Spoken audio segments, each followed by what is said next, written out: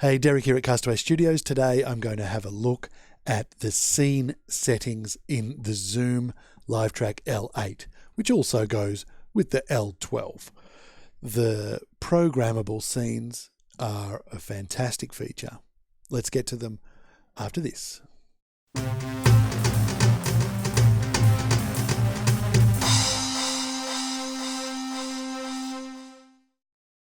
Okay, a big bonus for me is the scenes thing. I used to use the L-12 in my studio, and I never really used the scenes because I had that many buses available, that many strips available.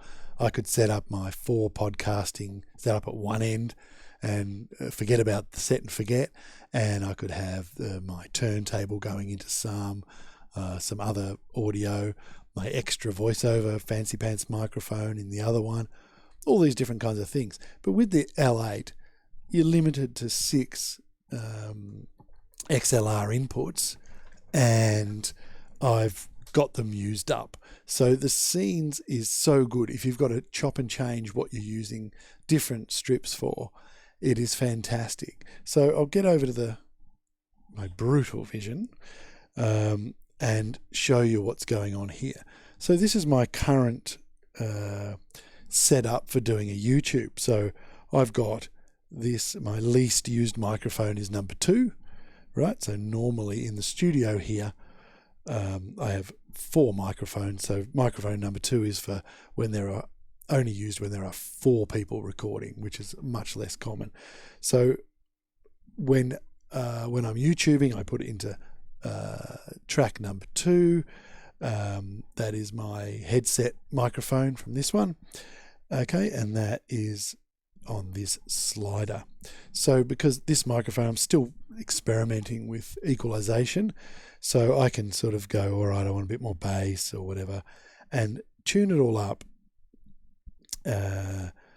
with the equalizer here and any effects or anything, but not in this case, of course, and all the other tracks down that I don't want in the recording, and I can also mute things or whatever I choose to do. All right, and pan, make sure the pan's in the middle and everything's cool. All right, so I've got that set up, and then so what I'll show you is you press scene on this device, right, and it brings up, you press scene 2, which is the one we're on, and once I've got that set up, I turn that and it highlights save. It's a little bit hard to see on this because this part here down below me is just a zoomed in version of that webcam picture. So I'll press save, and there you go. This scene is saved as it is. What does that mean? Well, I'll show you. Scene number 1 is my setup for podcasting one-on-one. So it's 2 microphones. So if someone comes in, which is normally the case, and says, I want to do an interview, then I'll press scene number 1, and I'll turn that till recall is lit and press that. Now, did you notice that my microphone disappeared there? That's because mic number 2 is off by default in scene number 1, which is my one-on-one podcasting scene. Now, this is the important part. If you look here, number 1 and 4 are they, and also my USB in are my main features here, right? And even though the sliders are down, they are live. You can hear a bit of hiss through the gain being turned up too high. So this microphone is live, right? Even though the sliders are down, because the L8, and this goes for the L12 as well, the L8 simply remembers that position, and that's the one it uses. So if you're going to use scene 1 and you've been on another scene, or you want to bring it all back, someone's been fiddling with it, you want to bring it all back, turn it onto that, and it will show you where it's meant to be. These pots are sort of infinite pots, so they don't have a start and a stop. So that's fine for the pan and the EQ and all that. But these sliders, watch this. I'll go to track number 4. So to regain control over this slider, you simply slide it to the point of the marker. So I slide it to there, and then I know I'm back in the zone where it was, but then that little thing disappears and it goes back to being just a level meter. And then you've got control over it again. So once you get to there, then you gain control. I'll do it again over here in the USB setting. I'll go up to that, bloomp, and then I've got control over that slider again.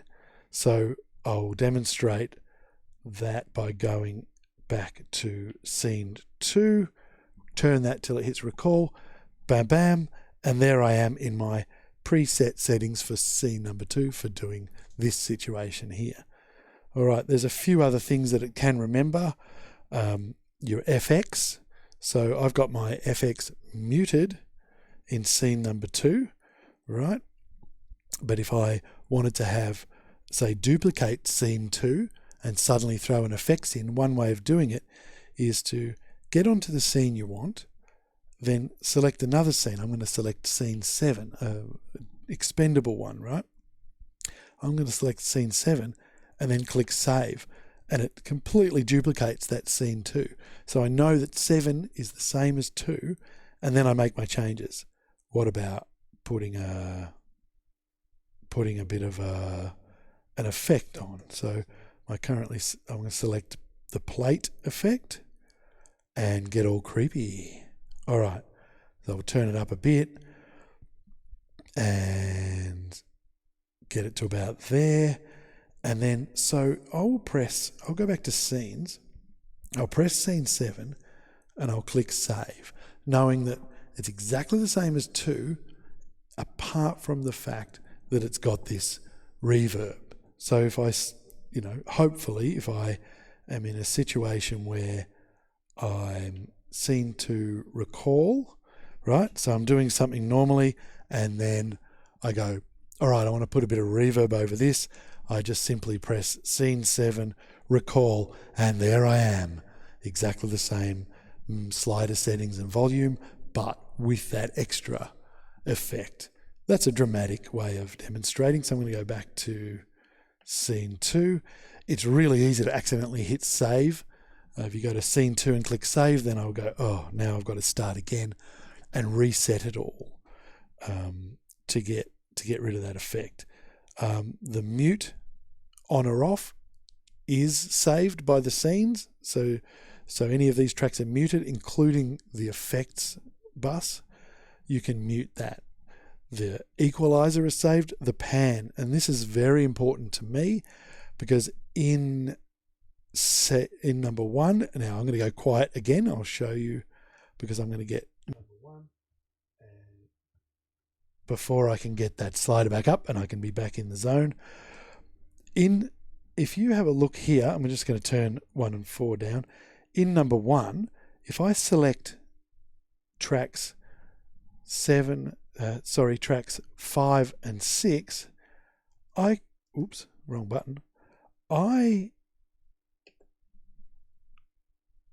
want you to have a look here at the pan. See this? Tracks 5, I've got panned fully left, and tracks 6, I've got panned fully right. That's because those 2 tracks I use by default as my input from my turntable, and the earths come out here, and that's why you can hear a bit of a hiss on tracks 1 and 4. But that allows me to have the stereo go into 2 separate tracks, left and right, as a stereo from my turntable. That's just how I do it.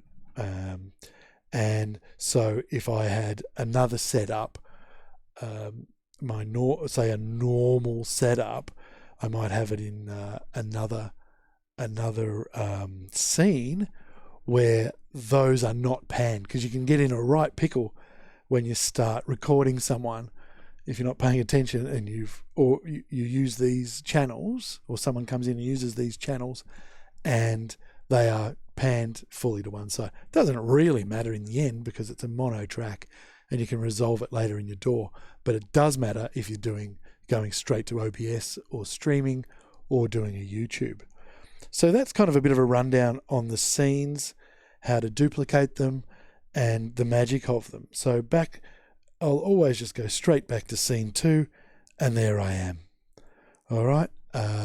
So that gives you an idea. You can pre-program all these different scenes, and then probably write down what they do somewhere, so as you know where to put your microphones and plug them in for different setups. All right, bit long-winded, but there's scenes for you. It is an awesome feature, and it does really, really expand the usability of this machine. All right, catch you soon.